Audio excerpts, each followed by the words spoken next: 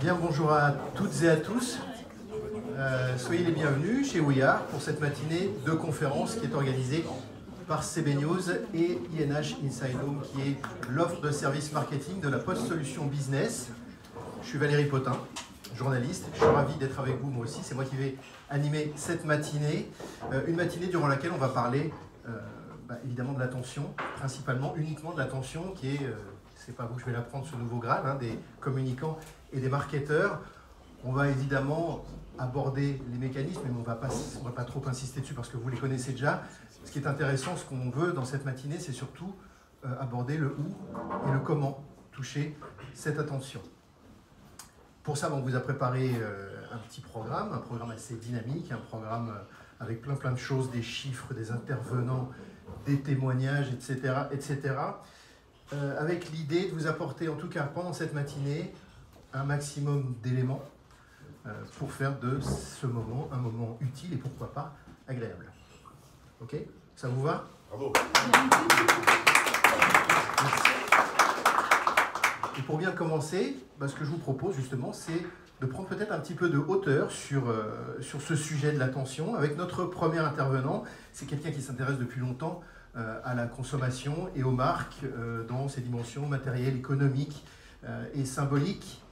Je vais vous demander donc du coup d'accueillir Benoît Elbrun, qui est professeur marketing à l'ESCP, auteur prolifique, et qui va donc nous parler justement des marques et de l'attention. Il va essayer.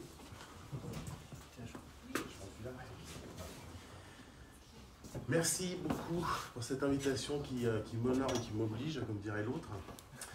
Alors donc, Valérie vient de dire quelque chose qui, je pense, est très important. C'est que l'attention, c'est le nouveau Graal des communicants. Et ben, j'en suis pas convaincu, justement, que c'est le nouveau Graal. Donc on va commencer avec ça. Donc l'idée, c'est que je vais simplement vous partager un certain nombre de réflexions, d'insights, comme on dit en marketing, sur cette question de l'attention.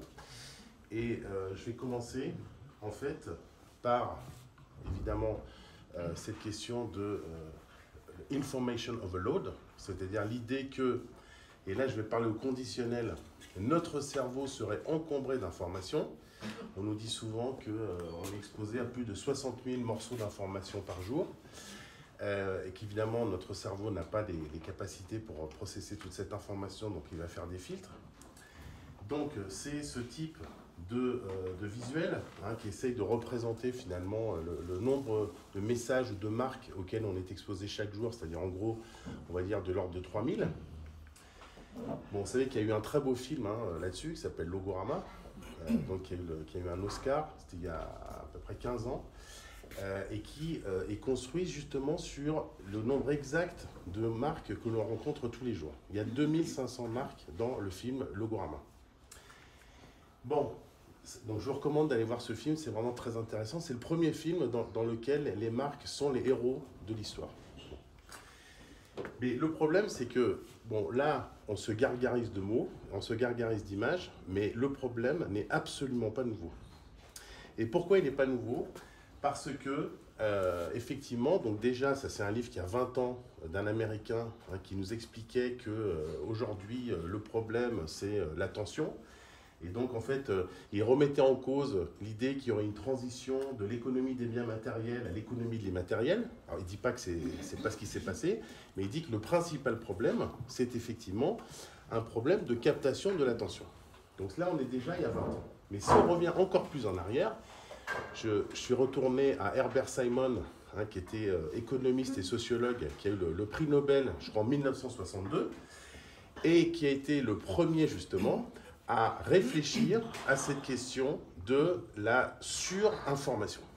Bon, j'ai repris une citation, vous voyez, des années 1971, dans laquelle il nous explique que eh bien, le cerveau doit faire des choix parce qu'il est confronté à trop d'informations. Alors, je rappelle que c'est en partant des travaux d'Herbert Simon que l'on a développé la théorie des biais cognitifs. Ça vient d'ici, parce que Herbert Simon, c'est le père de la théorie de la rationalité limitée, c'est-à-dire l'idée que on va forcément faire des choix dans l'information qui nous est proposée, Et donc, ces choix vont s'opérer à travers des biais qui sont soit cognitifs, soit émotionnels. Donc, ça, on le sait déjà depuis, on va dire, plus de 50 ans.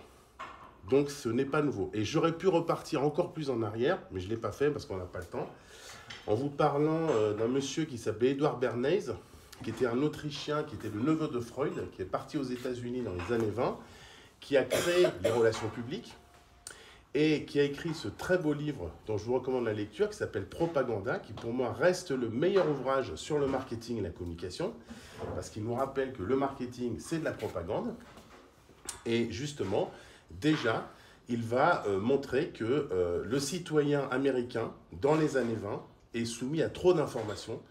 Donc, il a besoin de gatekeepers, donc des intermédiaires, ce qu'on va appeler après des prescripteurs ou des influenceurs, qui vont synthétiser l'information, mais qui vont aussi avoir un rôle très important de délimiter les informations qui sont considérées comme importantes. Donc, en gros, c'est décider de l'agenda. Et en fait, ces gens-là, qui décident de l'agenda, il va les appeler le gouvernement invisible. Les journalistes, les publicitaires, les designers, etc. Et donc, ça, c'est simplement pour rappeler qu'on est en 1928, déjà, la question se pose. Donc, ça veut dire que la question n'est pas nouvelle. La question n'est pas nouvelle. Bon, moi, je ne suis pas un grand fanat des tendances ou des effets de génération. Hein. Je pense que l'effet de génération, ce n'est pas plus prédictif que l'astrologie, en gros. Et ça, c'est mon ancrage, on peut en discuter.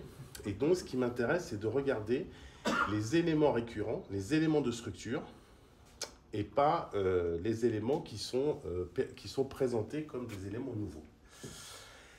Donc on voit ce genre de choses, hein. Il y a beaucoup de gens qui travaillent sur les courbes de l'information, est-ce que c'est une courbe comme ça, comme ci, etc. Moi je pense que ce n'est pas du tout l'objet de notre matinée, je pense que ce n'est pas le sujet. Et je prends un dernier exemple, j'ai retrouvé un article d'un prof de marketing, ça s'appelait Jacob Jacobi, et pour montrer que déjà en 1974, il explique que le consommateur est soumis à trop d'informations. On est en 1974. Bon. Donc, rien de nouveau sous le soleil. Alors, ça nous amène à considérer que finalement, il faut reposer la question et reposer le problème. Et en fait, c'est quoi le problème? Alors, pour essayer de répondre à cette question, je vais d'abord revenir sur des choses qui sont pour vous évidentes, qui sont le fait que quand on parle de marque, en fait, on parle de deux dimensions qui ne sont absolument pas corrélées. Il y a une dimension, on va dire, d'impact. Alors, je ne prends pas l'impact au sens de l'économie transformative, avoir de l'impact sur. Hein. Je prends l'impact au sens de notoriété, donc présence à l'esprit.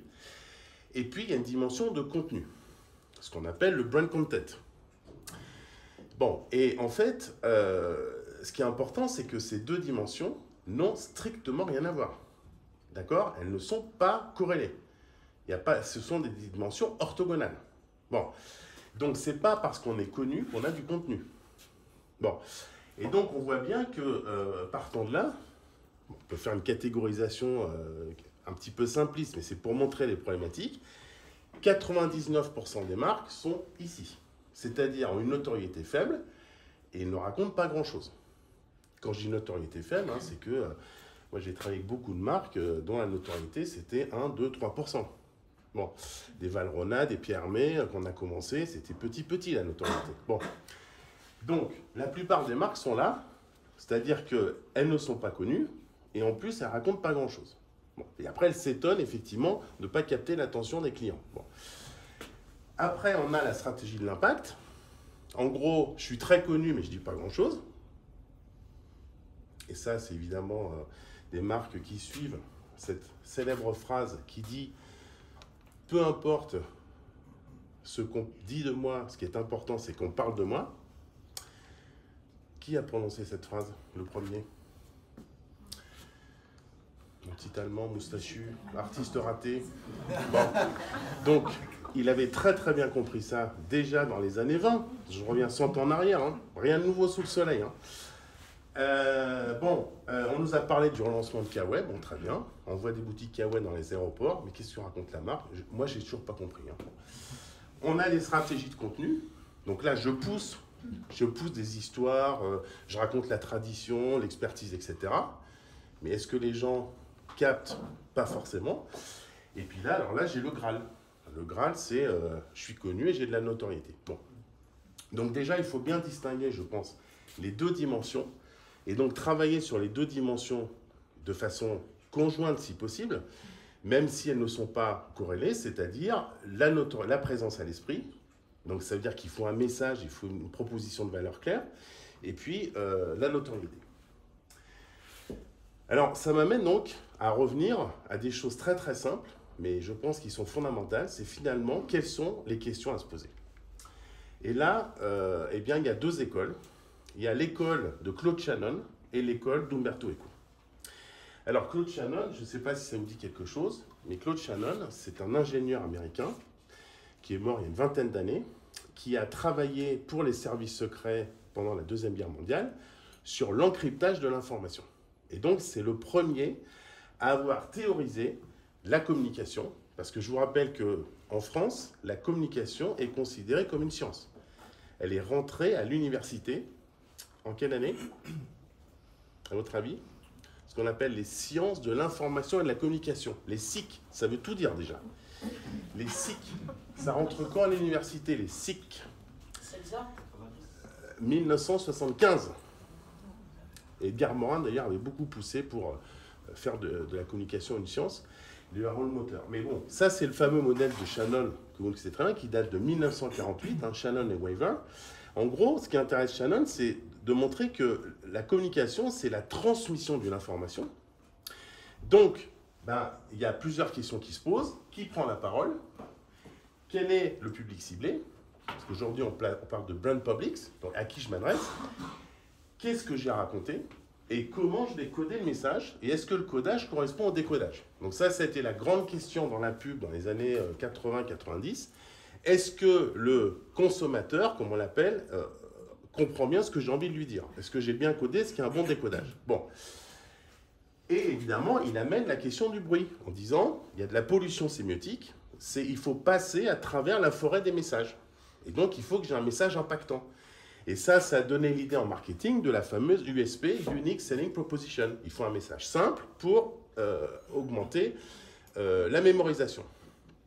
Alors, je précise au passage que dans la question du cryptage de l'information, parce que c'est de ça dont on parle, Shannon dit, eh bien, on va coder 0,1. Il invente le digital. C'est le grand-père d'Internet, Claude Shannon. C'est dommage qu'il ne soit pas plus connu, c'est vraiment un homme très intéressant.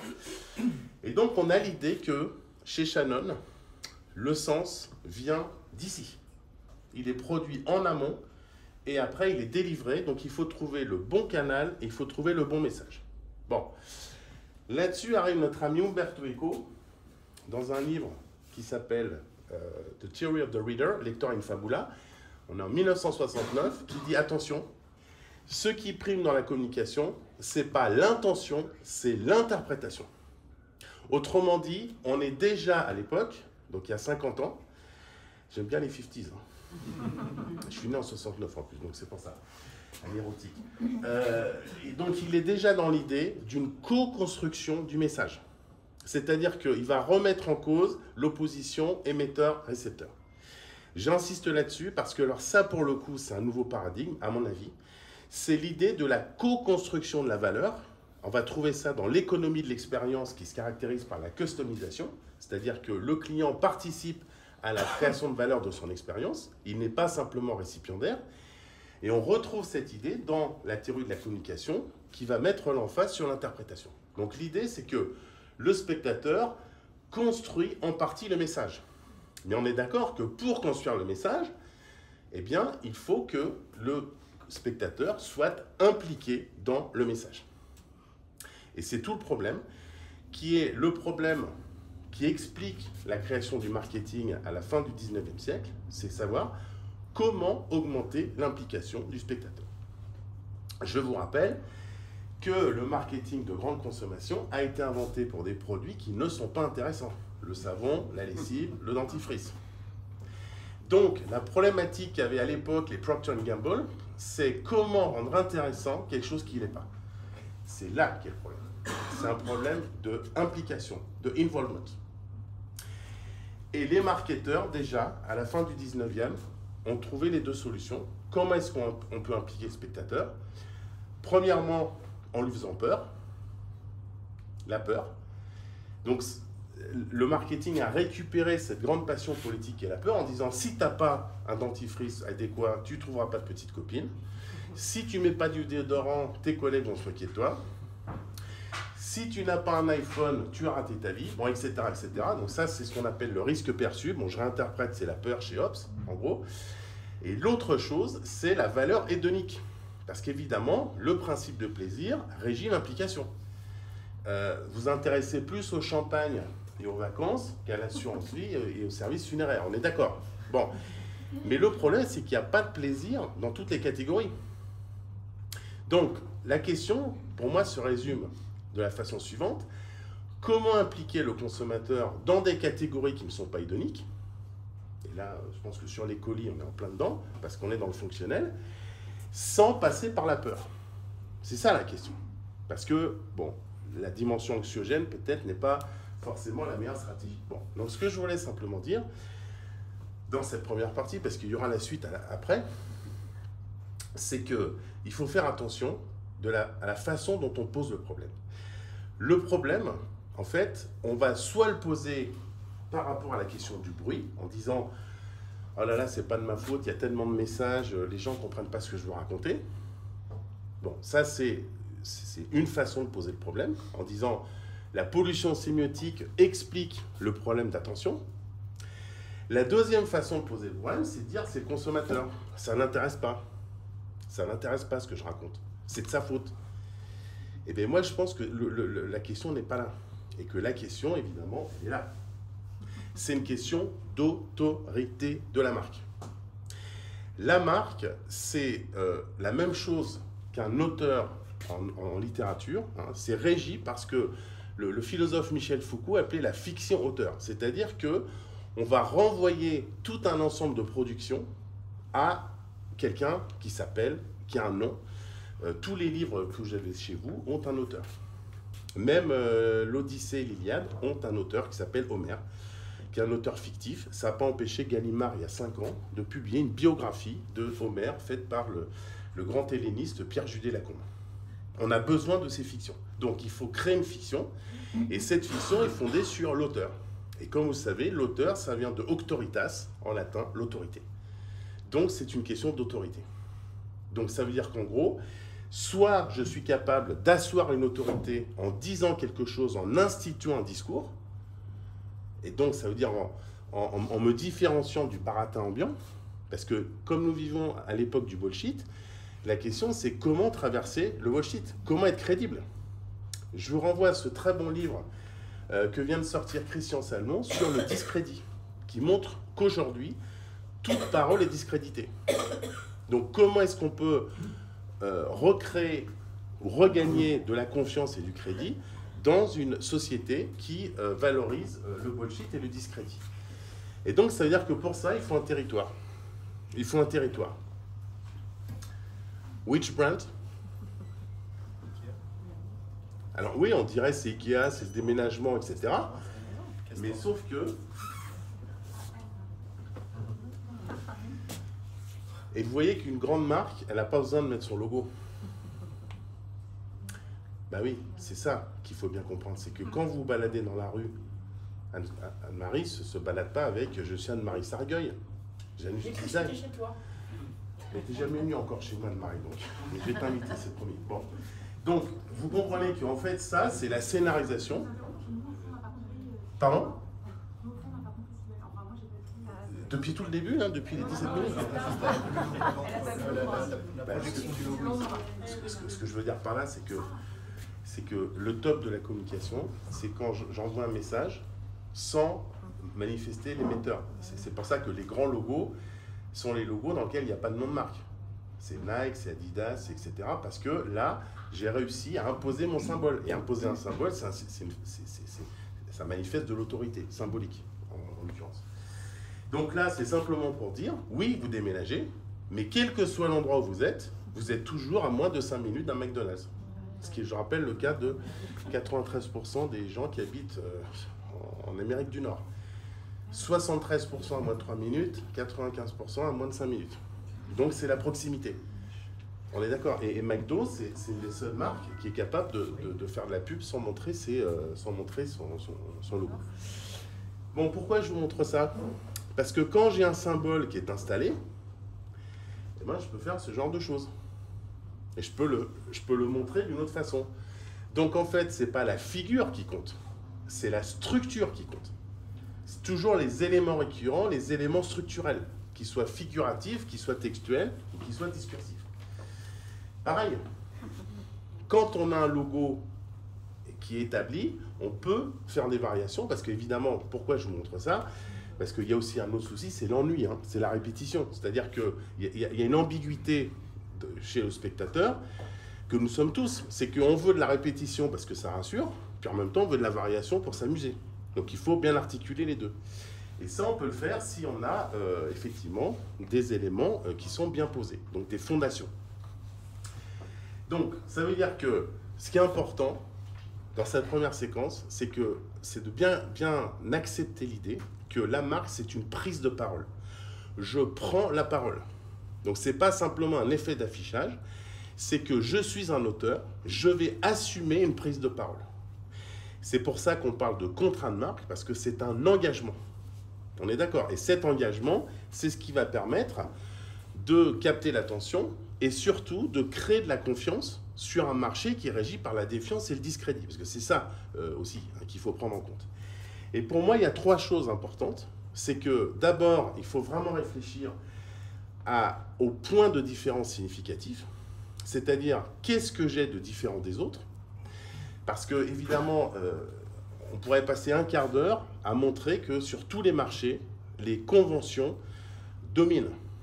Et qu'il y a très peu d'éléments disruptifs, hein, que ce soit en termes de récit, de couleur, de matière, de forme. Donc on est englué dans la convention.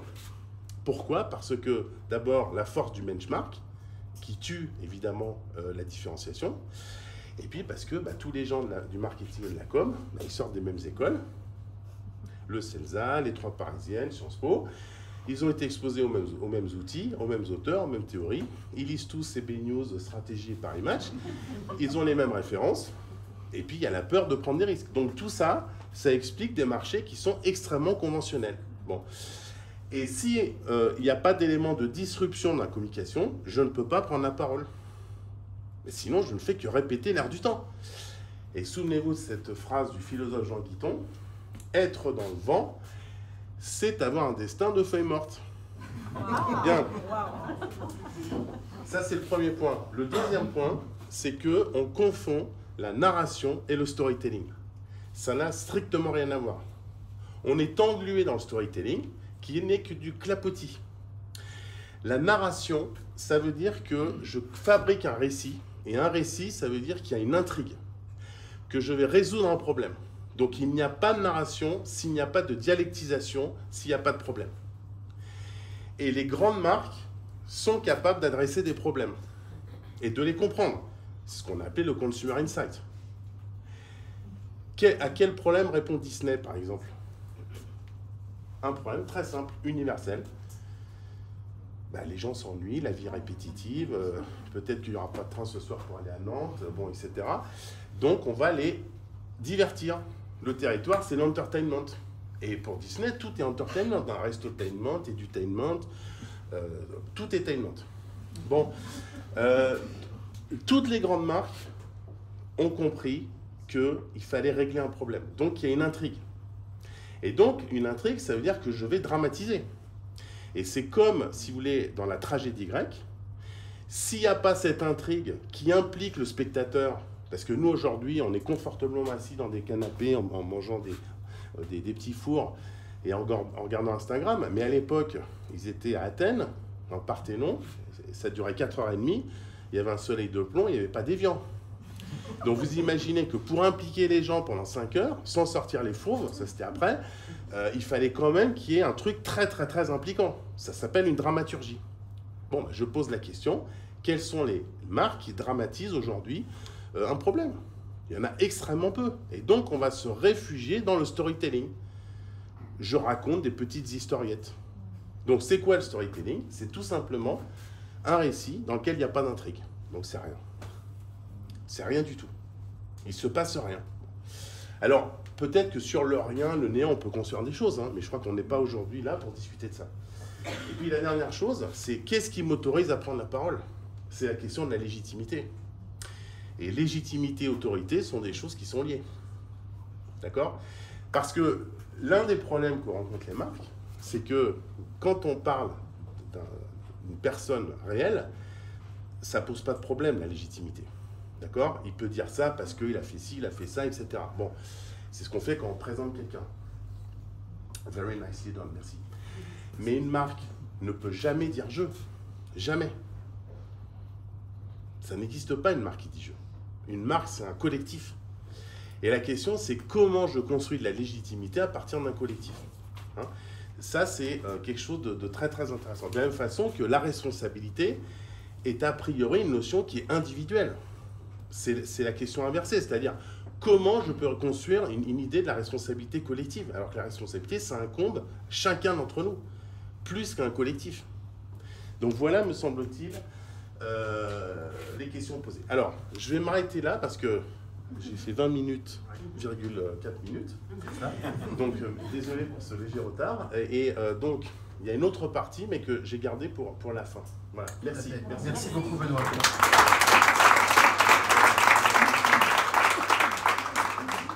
Merci beaucoup. Donc, effectivement, on se retrouve tout à l'heure pour la suite et fin.